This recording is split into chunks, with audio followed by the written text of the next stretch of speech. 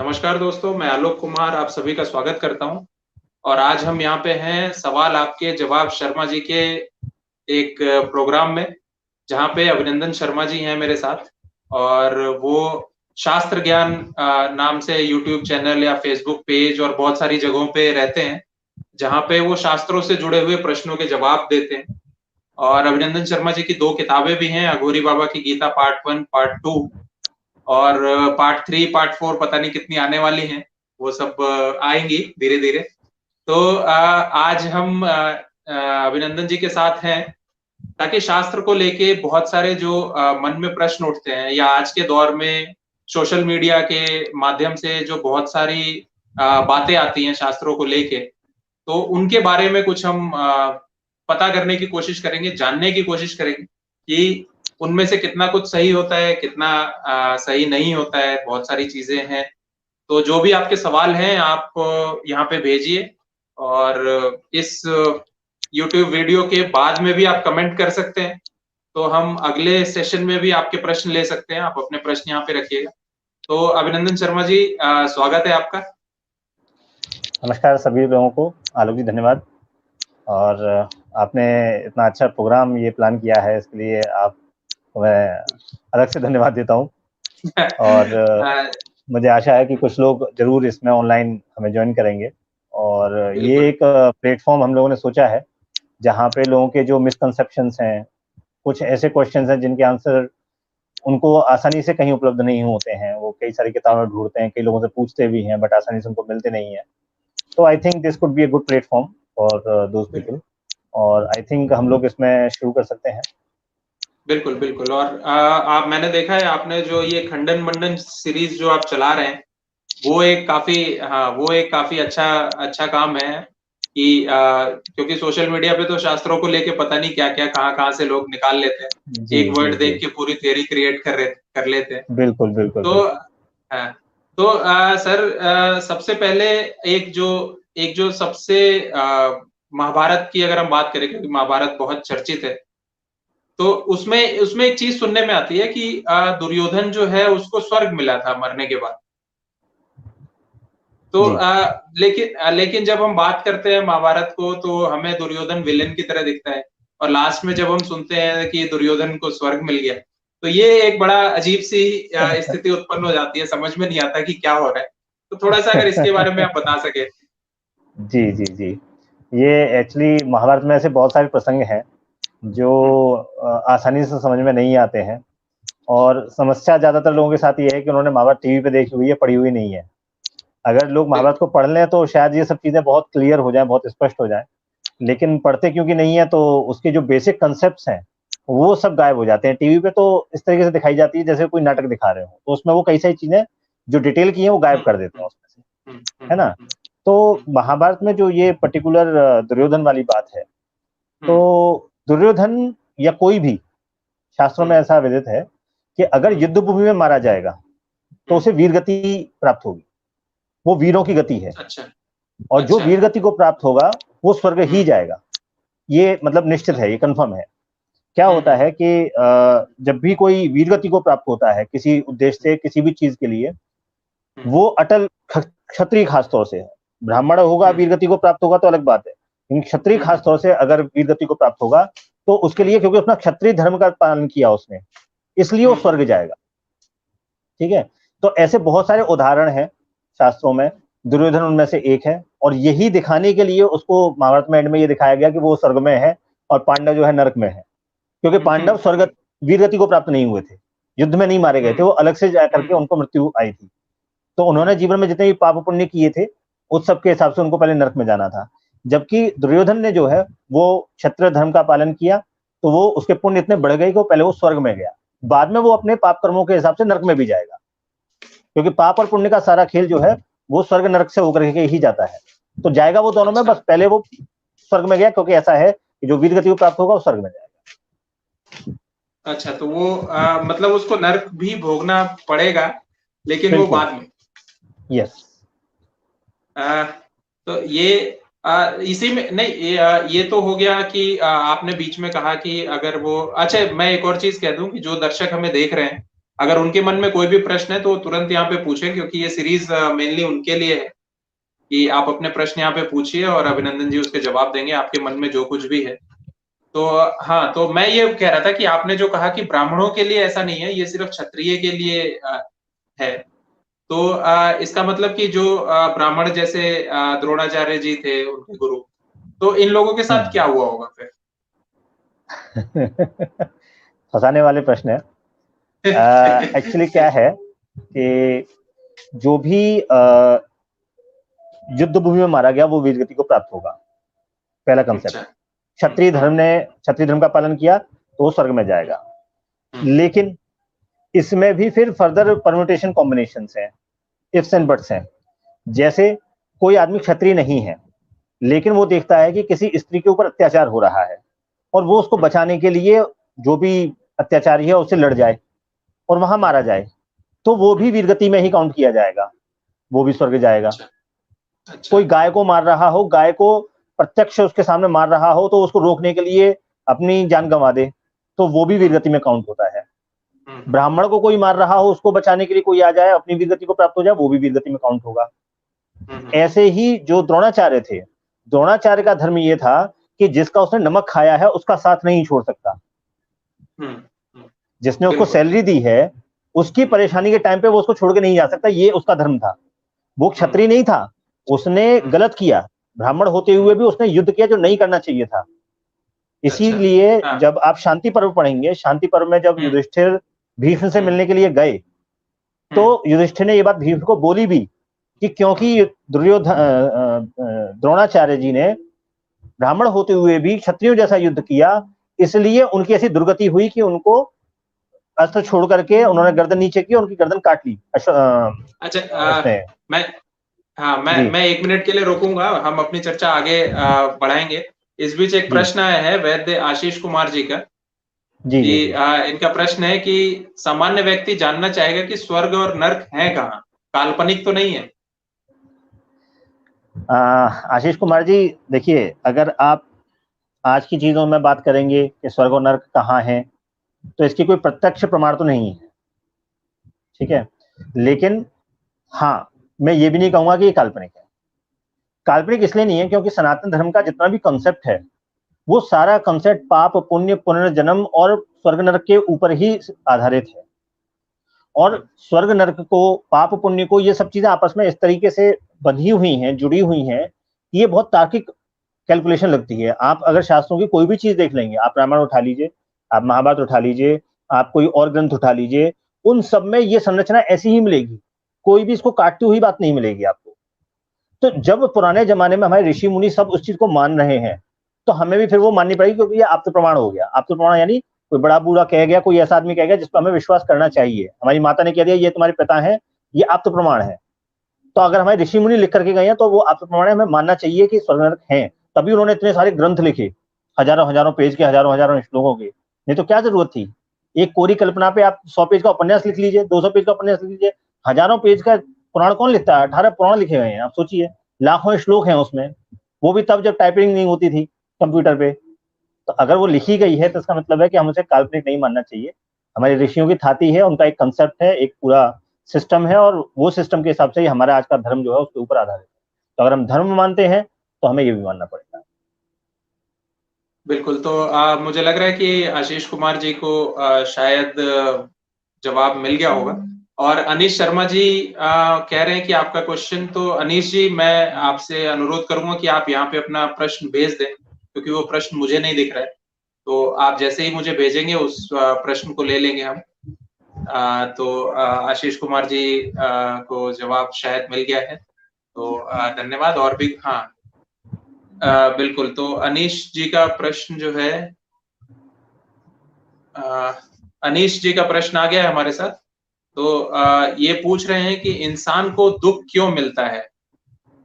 अच्छे व्यक्तियों के साथ भी गलत हो जाता है, क्यों? क्या कर्मफल इसी जीवन में मिलता है? 3 प्रश्न है कि एक एक करके इसको समझते हैं कि इंसान को दुख क्यों मिलता है, अच्छे व्यक्तियों के साथ गलत क्यों हो जाता है, और कर्मफल इसी जीवन में मिलता है। अब देखिए, वो है ना, माँ जी किसी से कहें वर मांगो और वो एक साथ 3 बार मांग ले। बोले एक का तो भरोसा नहीं, 3 मांग लो। चलिए, तो उन्होंने एक साथ ही 3 क्वेश्चन की जड़ी लगा दी। तो लंबा प्रश्न है देखिए, तो। लंबा प्रश्न हो गया, एक होता तो आसानी होती। खैर देखिए, ऐसा है अनीश जी, हमारे यहाँ जो कंसेप्ट है वो पाप और पुण्य का कंसेप्ट है। पाप और पुण्य का कंसेप्ट सिंपल सा ये है कि जो भी काम आप करते हैं इस जन्म में आपने किए हैं, वो 2 तरीके से फलित होगा। या तो वो काम का फल आपको इस जन्म में मिल जाएगा, ठीक है, या फिर अगर इस जन्म में फलित नहीं हुआ तो वो आपके मरने के बाद दूसरे लोक में फलित होगा। ओके, बचा हुआ पुण्य। और जो इन दोनों जगह पे फलित नहीं होगा वो फिर आपके दूसरे जन्म में फलित होगा, अगले जन्म में। क्योंकि जब वो जो पाप पुण्य है वो आपको भोगने जरूर पड़ेंगे। जब यहां से हम स्वर्ग नरक में जाते हैं, जब चित्रगुप्त के पास जाते हैं, तो उनके हिसाब से एक सिस्टम बना हुआ है कि इतने पुण्य होंगे तो स्वर्ग मिलेगा, इससे कम होगे तो मानव योनि मिलेगी, इससे कम होगा तो पेड़ योनि मिलेगी। ऐसे करके उनके यहाँ सिस्टम बना हुआ है पूरा। ऐसे ही पापों का कंसेप्ट है, इससे इतना पाप होंगे तो नरक मिलेगा, नरक में भी फलाना नरक मिलेगा, है ना। और अगर इससे कम होंगे तो फिर जानवर बनोगे, या किसी के यहाँ गरीबी में रहोगे, गरीब पैदा होगे। इस तरीके से उनके यहाँ सिस्टम बना हुआ है पूरा। तो जो आपने कहा कि इंसान को दुख क्यों मिलता है, दुख इसलिए मिलता है कि उसके पूर्व संचित जो कर्म है पूर्व जन्म के, वो इस जन्म में फलित हो रहे हैं। क्योंकि वो इस लेवल के नहीं है कि उसको नरक में भोगा जाए, इस लेवल के पाप नहीं है वो, उससे कम श्रेणी के पाप। तो वो मनुष्य योनि में भोगे जाएंगे, ठीक है। तो इसलिए हमें इस जन्म में पाप मिलते हैं। ये भी हो सकता है कि हमने इसी जन्म में कोई ऐसा काम कर दिया हो जिसकी वजह से हमें वो पाप भोगना पड़ रहा हो, दुख भोगना पड़ रहा हो, ठीक है। तो हमें पाप और पुण्य के फेर की वजह से ही दुख और सुख प्राप्त होते हैं। कभी अच्छी चीजें प्राप्त होती हैं, कभी खराब चीजें प्राप्त होती हैं। होता ये सब प्रारब्ध से है। जो पुण्य पाप हम इस जन्म में नहीं भोग पाते उसको हम प्रारब्ध बोलते हैं। तो होता सब प्रारब्ध से। दूसरा आपने पूछा अच्छे व्यक्तियों के साथ भी गलत हो जाता है, क्यों? देखिए, अच्छा होना खराब होना ये स्वभाव है। स्वभाव आपका अच्छा हो सकता है। अच्छे की डेफिनेशन क्या है? अच्छे की बहुत सारी डेफिनेशन हो सकती है। कोई आदमी है, सिगरेट की फैक्ट्री है, लेकिन मंदिर बनवा रहा है, आप इसे किस में काउंट करेंगे? अच्छे में काउंट करेंगे, खराब में काउंट करेंगे? तो अच्छे और खराब की कोई डेफिनेशन नहीं होती है, ठीक है। मैंने तो सबके साथ अच्छा किया, दुनिया ने मेरे साथ बुरा किया, क्या गारंटी आपने सही किया या अच्छा किया? कोई गारंटी नहीं है। कोई काम ऐसा हो सकता है कि आपने किसी को कोई चीज गिफ्ट दी और उसने वो जाकर के शराब पी ली। अब आप बताइए, आपने अच्छा किया कि खराब किया उसके साथ? तो आपके अच्छे और खराब की डेफिनेशन कुछ नहीं है। आप तो सिर्फ ये देखिए कि मैं अगर अच्छा हूं, यानी मैंने परोपकार किए हैं जीवन में, तो मेरे को अगर फिर भी दुख मिल रहा है, इसका मतलब मेरे पूर्व जन्म के जो कर्म है वो फलित हो रहे हैं। उसके लिए मुझे क्या करना पड़ेगा? अगर मैं नहीं चाहता हूं दुखी होना, तो मुझे अपने पुण्यों को बढ़ाना पड़ेगा। पुण्य का लेवल अप हो जाएगा, दुख का लेवल कम हो जाएगा। हमें जो भी सुख दुख मिलेगा वो पाप और पुण्य के बैलेंस के हिसाब से मिलेगा। अगर पुण्य ज्यादा है तो सुख मिलेगा, पाप ज्यादा है तो दुख मिलेगा। ये आपका दूसरा क्वेश्चन हो गया। तीसरा आपने पूछा क्या कर्म फल इसी जीवन में मिलता है? ये मैं पहले बता चुका हूं। कर्म फल इस जीवन में मिलता है और आगे दूसरे लोक में भी मिलता है या दूसरे जन्म में भी मिलता है। उसको हम प्रारब्ध के नाम से जानते हैं, भाग्य के नाम से जानते हैं, ठीक है, दैव के नाम से जानते हैं। तो वो जो दूसरे जन्म में मिलेगा वो प्रारब्ध है, और इस जन्म में जो संचित हो रहा है वो संचित होने वाला या तो इस जन्म में फलेगा या आगे फलेगा। ये आपके तीनों क्वेश्चन के जवाब हो गए। तो बिल्कुल, तो तीनों प्रश्न के जवाब मुझे उम्मीद है कि मिल गए होंगे अनीश जी को। और एक और प्रश्न, हमारे पास प्रश्न लगातार आ रहे हैं, तो बिल्कुल आप भेजते रहिए। विक्रांत गर्ग जी का एक प्रश्न है कि महाभारत में दूत सभा में सभी लोगों का आचरण धर्म सम्मत था या नहीं था? विक्रांत जी, बहुत कठिन सवाल आप लेकर के आए हैं। बिल्कुल, सभी का आचरण धर्म सम्मत था, लेकिन इसको समझने के लिए मैंने पिछली बार एक लाइव वेबिनार किया था ऑनलाइन, और उसमें कई सारे लोग थे, शायद विक्रांत जी नहीं होंगे। उसमें हमने भीष्म की बात की थी कि भीष्म के ऊपर खासतौर से आक्षेप लगता है कि उन्होंने उस टाइम चुप रहे और बड़ा अधर्म किया उन्होंने, इसीलिए उनको मृत्यु मिली महाभारत में। ऐसा कुछ नहीं है। लेकिन इस सब के लिए धर्म की डेफिनेशन क्लियर होनी चाहिए। धर्म की डेफिनेशन लोगों को क्लियर नहीं है, ये एक बड़ी समस्या है। और फिर उसके बेसिस पे वो लोग वो क्वेश्चन करते हैं जिसके लिए बारे में वो जानते नहीं। तो जब बेस क्लियर नहीं होता है तो ऊपर बिल्डिंग खड़ा करना बड़ा मुश्किल होता है हम जैसे लोगों के सामने, कि जब बेस ही नहीं है, अब मैं उसको कैसे ईंटें रखूं, कैसे क्या समझाऊं, थोड़ा मुश्किल होता है। फिर भी मैं शॉर्ट में कोशिश करता हूँ। विक्रांत जी, थोड़ी सी मेहनत आपको भी करनी पड़ेगी संदर्भों को निकालने की। देखिए सर, एक और चीज मैं बोलूंगा सर, हमारे पास कई सारे प्रश्न आ रहे हैं, तो कोशिश कीजिएगा कि थोड़ा शॉर्ट में रखें। मैं डिटेल शॉर्ट में में नहीं, हम। कोशिश। हाँ एक्चुअली बिल्कुल। समस्या क्या है आलोक जी, क्वेश्चन तो एक लाइन का होता है, पर जरूरी नहीं है कि उसका उत्तर एक लाइन का हो। हाँ, पर उत्तर क्योंकि के लिए हमारे बहुत सारी पास, किताब खोलनी पड़ हाँ, सकती है। हमारे पास 15 मिनट ही है, तो जी आप जी जी, मैं जल्दी कोशिश से वो करता हूँ। कीजिए क्योंकि मैं हाँ। कोशिश करता हूँ। तो विक्रांत जी, देखिए, मैं स्पेसिफिक लोगों की बात करता हूँ। वहां कौन कौन अपने धर्म में स्थिर था। हम्म, पांडवों की बात करें, द्यूत सभा में पांडव अपने आप को स्वयं को हार चुके थे, और वो उस समय कौरवों के दास थे। और दास हम्म, का धर्म स्वामी के अगेंस्ट जाना नहीं होता। इसीलिए युधिष्ठिर को पूरी महाभारत में धर्मराज कहा गया, कि उसने अपने ऊपर कितनी भी विपत्ति आई, उसने धर्म का साथ नहीं छोड़ा। वो दास था और दास वृत्ति ही उसने अपनाई, और उसने कौरवों के अगेंस्ट कुछ भी अपराध नहीं होने दिया। जब भीम खड़े हो गए गुस्से में आकर के, और भीम ने कहा कि नकुल जाकर के मशाल लेकर के आओ, आज मैं युधिष्ठिर की बाहें जला दूंगा, तो अर्जुन ने उसको रोक लिया। अर्जुन ने कहा कि तुम्हारी ये बुद्धि धर्म के अनुकूल क्यों नहीं है, प्रतिकूल क्यों हो रही है, कि तुम अपने बड़े भाई को, जो पिता के समान है, बड़ा भाई पिता के समान होता है पिता की मृत्यु के बाद, तो वो अधर्म करने वाला है। उसको रोक लिया अर्जुन ने, क्योंकि हम दास हैं। दास की वृत्ति ये नहीं होती है कि अपने स्वामी पे ही जो आघात करे। पहली चीज तो ये तो हो गई पांडवों के बारे में। अब आ जाते हैं द्रोणाचार्य या भीष्म के बारे में। भीष्म पितामह, द्रौपदी के ऊपर पहला हक बनता है ब्राह्मणों का, सॉरी पांडवों का। अगर पांडव कुछ नहीं कह रहे हैं, तो भीष्म कैसे कह सकते हैं। जब पति कुछ नहीं कह रहा है, तो आप कौन होते हैं बोलने वाले। पहली चीज, अगर भीष्म ने तो प्रतिज्ञा ले रखी थी कि जो भी सिंहासन पे बैठेगा, वो जो निर्णय लेगा, मैं उसके अगेंस्ट नहीं जाऊंगा, ये भीष्म की प्रतिज्ञा थी। अब भीष्म की जो प्रतिज्ञा है, उसका जो पुण्य है वो बहुत सारा है। उसके आगे ये छोटी सी चीज है, अगर वो उस टाइम द्रौपदी को बचा भी लेगा, उन्हें पता था द्रौपदी तो बची जानी है, तो द्रौपदी सती थी, सबको वहां पता था कि द्रौपदी सती है, और सती को कोई नुकसान नहीं पहुंचा सकता है, ये फैक्ट है। चाहे वो अनसुईया हो, सती अनसुईया को तो तीनों देवता मिलकर के आ गए थे कि हम इनको निर्वस्त्र करके देखेंगे, वो तीनों भी हार गए थे। तो सती को तो कोई नुकसान हो ही नहीं सकता था, उन्हें पता थी। लेकिन अगर वो उस टाइम शस्त्र धारण कर लेते, तो अपनी प्रतिज्ञा भंग कर लेते और नरकगामी होते। इसलिए वो उन्होंने उस प्रतिज्ञा को वाचन पालन करना उचित समझा, जो उन्होंने अपने पिता को दी थी। ऐसे ही द्रोणाचार्य, द्रोणाचार्य जिस शासन का नमक खा रहे हैं, उसके अगेंस्ट नहीं जा सकते। वो भी फिर अधर्म हो जाएगा कि जिसका आप नमक खा रहे हो उसके अगेंस्ट जा रहे हो। तो वहां जो कुछ भी हो रहा है, द्रोणाचार्य और भीष्म दोनों अपनी बातें कह करके वहां से चले गए थे। ये महाभारत में एक छोटी सी लाइन दे रखी है, बस जरा सी लाइन दे रखी है कि द्रोणाचार्य और भीष्म वहां से अपनी बातें सुना करके सभा से चले गए थे। महासभा में थे ही नहीं, लेकिन लोगों ने टीवी वाली देखी है, तो टीवी वाली में वो तो पूरे टाइम वहां वहीं पे बैठे रहे। तो लोगों को ये कंफ्यूजन हो जाता है। तो वहां जितने भी लोग थे, सभी लोग वहां पे अपने अपने धर्म में स्थित थे, किसी ने भी कोई अधर्म नहीं किया था। भीष्म की जो मृत्यु हुई थी, वो उनके अपनी वजह से, उनको इच्छा मृत्यु थी, वो नहीं चाहते तो नहीं मरते। 10वें दिन उन्होंने खुद ही ये सोचा कि अब मेरा जाने का समय आ गया है, मैं व्यर्थ पांडवों के, जो कि धर्म में रत हैं, धर्म में लगे हुए हैं, उनके अगेंस्ट लड़ करके उनका रास्ता रोक रहा हूं, इसलिए मुझे अब मृत्यु धारण कर लेनी चाहिए। ये सोच के उन्होंने स्वयं ही अपना रास्ता बंद किया था। ऐसा नहीं कि पांडवों ने उनको मार दिया था, पांडव उनको नहीं मार सकते थे। तो ऐसा नहीं कि उन्होंने अधर्म किया था इसलिए वो मारे गए, इसलिए नहीं मारे गए, वो अपनी इच्छा से मारे गए, तो उनको इच्छा मृत्यु का वरदान था। बिल्कुल जी बिल्कुल। और अनीश शर्मा जी का कहना है कि थैंक यू सर, बहुत क्लैरिटी मिली है। और एक और प्रश्न हमारे पास आया है प्रेरणा शाह जी का। जी। इनका कहना है कि किसी के मरने पर हम कहते हैं कि उनको सदगति प्राप्त हो।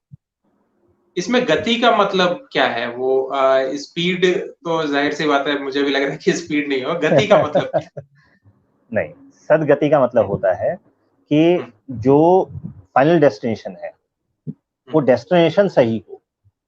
ठीक है, जो उनका रास्ता है वो सही हो। जैसे आप हो सकता है कि स्वर्ग में जाएं, आप हो सकता है नरक में जाएं, हो सकता है आप किसी और योनि में जाएं, डायरेक्ट वहां ना जाएं, उतने पाप पुण्य ना हो जब वहां जाना पड़े, आप उससे किसी और योनि में जाएं।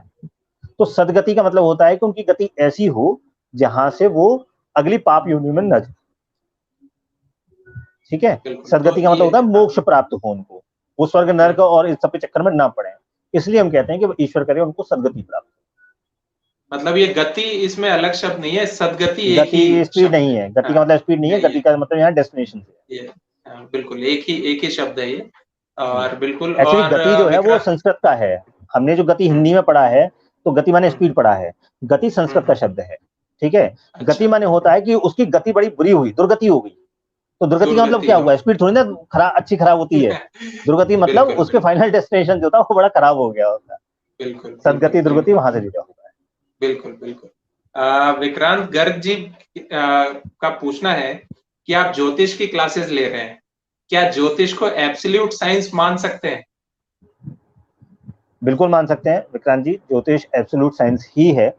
इसमें सिर्फ एक समस्या है हमारे साथ, जो मुझे ये पर्सनल लेवल पे लगती है। एक्चुअली हमारे जो पुराने जमाने में ज्योतिष पढ़ते थे और पढ़ाया जाता था, उस समय में राजा लोगों ने इसमें इंटरेस्ट दिखाया था। जयपुर के राजा मान सिंह थे और भी लोग थे, उन लोगों ने बड़ा इंटरेस्ट दिखाया था और वेधशालाएं बनाई थी। वेधशाला यानी लेबोरेटरीज बनाई थी। आपने जंतर मंतर देखा होगा, ये जंतर मंतर बेसिकली लेबोरेटरीज है एस्ट्रोलॉजर्स के लिए। और यहाँ से वो जंतर मंतर पे जाकर के वो वेद करते थे। वेद मतलब कौन सा ग्रह किस दशा में जा रहा है, उसकी छाया कितनी बन रही है, वो सारी वेद करते थे, रिसर्च करते थे। लेकिन आज अब अगर आप जंतर मंतर पे जाएंगे तो उसको समझाने वाला भी है कोई, शायद आपको मुश्किल से मिले कि वो जो वहां दीवार खड़ी हुई है उस दीवार का मतलब क्या है, ये भी बताने वाले नहीं मिलेंगे आपको। तो लोग क्योंकि अपनी ही चीजों को जानने से पीछे हो गए हैं, एक तो ये प्रॉब्लम है। दूसरा क्या है कि वेस्टर्न साइंस जो है वो बड़ी मॉडर्न हो गई है। उन्होंने हब्बल का टेलीस्कोप बना लिया इतना बड़ा, लेकिन इंडियंस के पास ऐसा कोई सिस्टम नहीं है जिसमें वो ज्योतिष की चीजों को बना सके। आप किसी अच्छे से अच्छे ज्योतिषी के पास चले जाइए, उसके पास एक टेलीस्कोप तो नहीं मिलेगा आपको।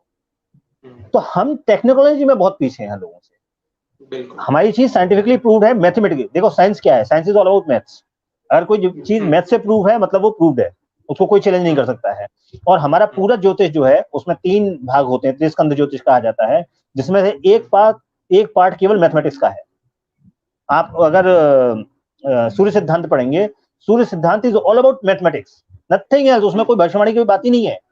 उसमें एक लाइन भी ऐसी नहीं मिलेगी कि इस टाइम का जातक ऐसा होगा, इस टाइम का जातक ऐसा होगा, कुछ है ही नहीं उसमें। उसमें प्योर मैथमेटिक्स है। आपके दिमाग के ना धुआं निकलने लग जाएगा, आप इतना मैथमेटिक्स है उसमें। आप सोचेंगे कि इतने पुराने जमाने के लोगों ने बिना किसी दूरबीन के, बिना किसी टेलीस्कोप के कैसे ये सारी मैथमेटिक्स कर ली, कैलकुलेशंस कर ली, जबकि उन लोगों को तो साइन थीटा कॉस थीटा भी नहीं पता होता था। लेकिन आप देखेंगे उसमें बड़ी जबरदस्त कैलकुलेशंस दी हुई है। लेकिन वही है, मैथमेटिशियंस आजकल इस फील्ड में आते नहीं है, और वेस्टर्न वालों को इस चीज को कहने का मौका मिल जाता है कि ये तो बेकार चीज है। लेकिन जो लोग जानते हैं, जिनकी ज्योतिष कुंडली मैंने बनाई हुई है, वो लोग जानते हैं कि इस चीज में कितना दम है।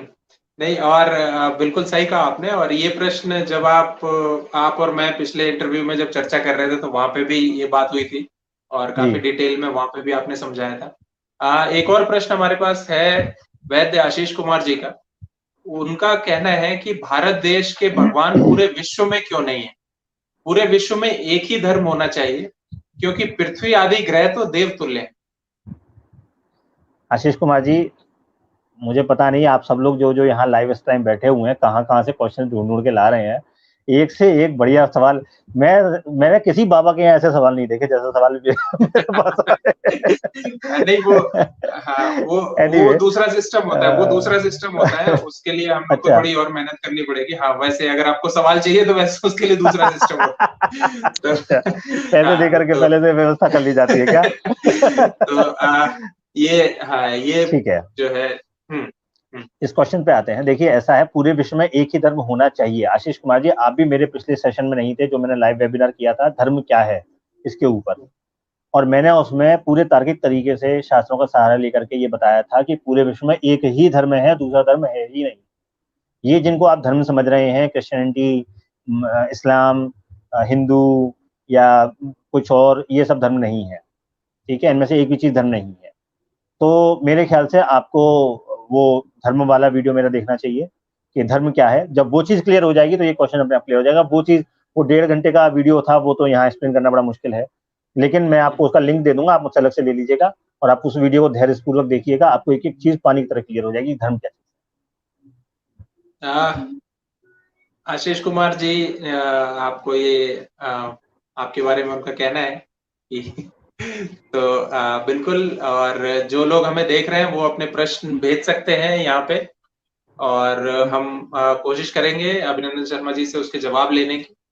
और नहीं तो जो बाद में भी अगर ये वीडियो आप अगर ये देख रहे हैं, लाइव नहीं देख रहे हैं, तो अपना प्रश्न जो है कमेंट बॉक्स में कर दीजिए। अगले सेशन में पूरी कोशिश रहेगी कि पहले वो प्रश्न भी लिए जाएं जो यहाँ पे कमेंट में आएंगे, तो और आप उसके जवाब सुनने के लिए अगले सेशन में आ जाइएगा। उसकी जानकारी आपको अभिनंदन शर्मा जी के पेज से और दूसरे माध्यमों से बिल्कुल मिल जाएगी। तो अभी तक तो जो प्रश्न थे वो मुझे लगता है अभी अब और प्रश्न सोचे जा रहे होंगे। तो कैसे फंसाया जाए।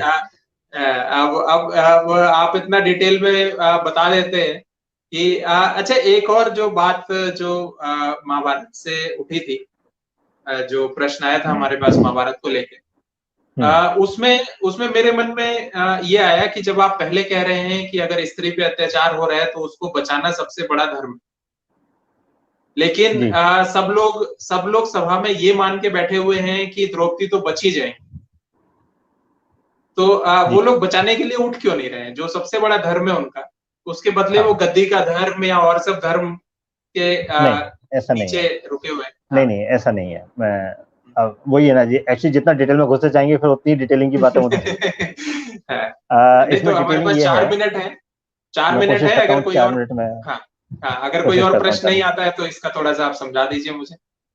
देखिए, मेरे पास अगर मैं करोड़पति आदमी हूँ और सड़क पे जा रहा हूँ, सड़क पे मुझे 1000 का नोट मिल जाए, तो जाहिर-सी बात है मैं उसको उठाने के लिए नीचे नहीं झुकूँगा। मेरे लिए वो इस 1000 के नोट की कोई वैल्यू नहीं है, क्योंकि मैं करोड़पति आदमी हूँ, है ना? लेकिन उसी सड़क पे एक भिखारी जा रहा है और उसको 1000 का नोट दिख जाए, वो तुरंत दौड़ के झपट के उठा लेगा और अपनी जेब में खोस लेगा और इधर-उधर देखेगा कि किसी ने देख तो नहीं लिया मुझे, मांगने वाला तो नहीं है कोई। तो चीज वही है, 1000 रुपए का नोट, लेकिन 2 अलग-अलग लोगों की धारणा उसके लिए अलग-अलग है, उस 1000 के नोट के लिए। एक के लिए उसकी बहुत वैल्यू है और एक के लिए उसकी कोई वैल्यू नहीं है ना? ऐसे ही वहां महासभा में आप देखिएगा कि जो भीष्म पितामह है, भीष्म पितामह के पास इतना पुण्य है, इतना धर्म उन्होंने अर्जित कर रखा है कि अगर वो अधर्म कर देंगे वहां पर, तो उनके जो करोड़पति आदमी है उसके पास सेंध लग जाएगी, खाना उसका जो खजाना है वो खाली हो जाएगा। वो कोई पाप नहीं करना चाहते कि मैं अपनी प्रतिज्ञा तोड़ दूं, जो मैंने इतनी संपत्ति इकट्ठी की है एक झटके में सही चली जाएगी और एक छोटा सा पुण्य मुझे मिलेगा, उसके कंपेरिजन में एक छोटा सा पुण्य मुझे मिलेगा, तो वो नहीं करना चाहते। ऐसे ही द्रोणाचार्य, उन्होंने स्वामी भक्ति की हुई है, ब्राह्मण धर्म अपनाया हुआ है, वो भी वहां ऐसी कोई गलती नहीं करना चाहते जिसकी वजह से उनका सारा संचित पुण्य जो है समाप्त हो जाए। ऐसे ही पांडव, पांडव भी ऐसा कोई कर्म नहीं करना चाहते जिसकी वजह से कोई पाप कर्म उनके अंदर आए और उन्हें बाद में जो है कष्ट भोगने पड़े उसके लिए, वो भी नहीं करना चाहते। डिपेंड करता है, अगर वहां पे कोई ऐसा आदमी है जिसने पुण्य नहीं किए हुए हैं, भिखारी है कोई जिसके अकाउंट में बैलेंस ही नहीं है, उसके लिए वो वहां खड़ा हुआ था, दुर्योधन का भाई, वो सभा में खड़ा हो गया था और उसने विरोध किया था कि ये क्या हो रहा है, क्यों हो रहा है, बिल्कुल नहीं होना चाहिए, गलत हो रहा है। तो जिसके पास बिल्कुल पैसा नहीं है एंटी में, उसके लिए वो जगह बिल्कुल ऐसी है गोल्डन अपॉर्चुनिटी। आजकल के जो लोग हैं, आजकल के लोगों के पास पुण्य नहीं होता है, इसलिए इतने दुखी रहते हैं। तो आजकल के लोगों के सामने अगर इस टाइप की कोई सिचुएशन आती है तो उनको तुरंत स्त्री को बचाने के लिए जान लड़ा देनी चाहिए। वो उनके लिए बहुत पुण्य कमाने वाली चीज है, क्योंकि उनके पास पुण्य है ही नहीं, जीरो है उनका बैलेंस। लेकिन उस समय ऐसा नहीं था, वहां जो लोग बैठे हुए थे वो सब बहुत पुण्य वाले लोग थे, कोई भी ऐसा नहीं था जिसके खाते में बैलेंस कम हो। तो इसलिए करोड़पति की दृष्टि से अगर देखा जाए तो 1000 के नोट की कोई वैल्यू नहीं। हाँ, हम जैसे होते तो शायद लड़ जाते, ये फर्क है। जैसे वो दुर्योधन का भाई लड़ गया था। जी जी जी। तो मुझे लगता है अब 1 ही मिनट हमारे पास बचा है और प्रश्न जो हैं वो अब ही नहीं आ रहे हैं, लोग शायद सोच रहे होंगे। तो मैं फिर से कहता हूँ कि आप जो इसको बाद में देख रहे हैं, रिकॉर्डिंग देख रहे हैं, वो अपने प्रश्न यहाँ पे भेजिए और हम पूरी कोशिश करेंगे धर्म को लेके या जो भी प्रश्न हमारे शास्त्रों को लेके। अच्छा, एक और प्रश्न आ गया है, समय कम है, विक्रांत गर्ग जी का प्रश्न है कि राम और कृष्ण के चरित्रों से हम आज के जीवन में क्या ग्रहण कर सकते हैं? ये शायद क्या होगा, क्या ग्रहण कर सकते हैं? तो ये शायद अंतिम प्रश्न होगा आज का। जी, राम और कृष्ण ही नहीं, आप महाभारत के और भी जितने भी लोग हैं या रामायण में और भी जितने चरित्र हैं, लक्ष्मण का चरित्र है, भरत का चरित्र है, बहुत सारे चरित्र हैं, उन सब से सीखने के लिए बहुत सारी चीजें हैं। पर उन सब में जो सबसे इंपॉर्टेंट चीज है सीखने की, वो है धर्म। धर्म क्या होता है? इनमें से एक भी प्राणी ऐसा नहीं था जिसने धर्म की जगह अधर्म किया हो, एक भी प्राणी ऐसा नहीं था। तो हमें सीखने वाली चीज जो है वो ये है कि धर्म क्या होता है, ये हमें स्पष्ट होना चाहिए। अगर हमें यही स्पष्ट नहीं है कि धर्म क्या है, तो हम चाहे रामायण पढ़ लें, चाहे रोज रामचरितमानस का पाठ कर लें, चाहे रोज भजन कर लें, चाहे कितनी भी अगरबत्ती लगा लें, होना जाना कुछ नहीं, क्योंकि हमें मूल पता नहीं है, हमारा बेसिक क्लियर नहीं है। जब तक बेसिक क्लियर नहीं है आप उसके ऊपर मीनार नहीं बना सकते, आप उसके ऊपर दीवार नहीं खड़ी कर सकते हैं। तो सबसे इंपॉर्टेंट चीज है कि धर्म क्या है ये क्लियरिटी होनी चाहिए। राम हो चाहे कृष्ण हो चाहे लक्ष्मण हो चाहे भरत हो चाहे कोई भी हो, धर्म को समझिए, धर्म क्या चीज है। और धर्म को समझने के लिए थोड़ा सा टाइम देना पड़ेगा। धर्म का आज मैं पहला सूत्र आपको बता रहा हूं। धर्म बनता है ध्री धातु से, और ध्री धातु बनती है, ध्री धातु से बहुत सारे शब्द बने हैं जिनमें से एक बनता है धैर्य। धर्म का पहला लक्षण है धैर्य। धरती क्षमा दमोस्तेयम, सबसे पहली चीज आती है धरती, धैर्य। अगर आपके अंदर धैर्य नहीं है यानी आप धार्मिक नहीं है। जो आदमी बात बात पे गुस्सा हो जाता है, बात बात में लड़ने चल जाता है, वो आदमी धार्मिक नहीं हो सकता है, वो अधर्मी है नंबर 1 का। ऐसे लोगों से दूर रहिए, अपने अंदर धैर्य लाइए। धैर्य कैसा होना चाहिए? समुद्र जैसा धैर्य होना चाहिए, धरती जैसा धैर्य होना चाहिए। धरती भी धी धातु से बनी हुई है, उसमें भी कितना धैर्य है। हम कितने बम फटाके फोड़ते रहते हैं, कितनी चट्टाने उखाड़ते रहते हैं, माइनिंग करते रहते हैं, लेकिन हमें कुछ कहती नहीं है धरती। उसमें धैर्य है, वैसा धैर्य हमारे अंदर लाना चाहिए। जब आप धैर्य लाने लायक हो जाएंगे तब आप धार्मिक हो जाएंगे। इसलिए पहली चीज ध्यान रखिए, सबके अंदर धैर्य था। युधिष्ठिर ने कोई जल्दबाजी नहीं की, 14 साल वनवास काटा, उसके बाद उसने हमला किया। 14 साल से पहले भी वो कृष्ण जी के साथ जाकर के, अपने ससुर के साथ जाकर के युद्ध कर सकता था, उसने नहीं किया।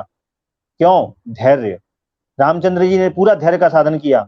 ऐसा नहीं किया कि एकदम से जाकर के पहली बार में लड़ाई करी और पहली बार में टुंडी में तीर मार दिया और मार डाला रावण को, ऐसा नहीं हुआ।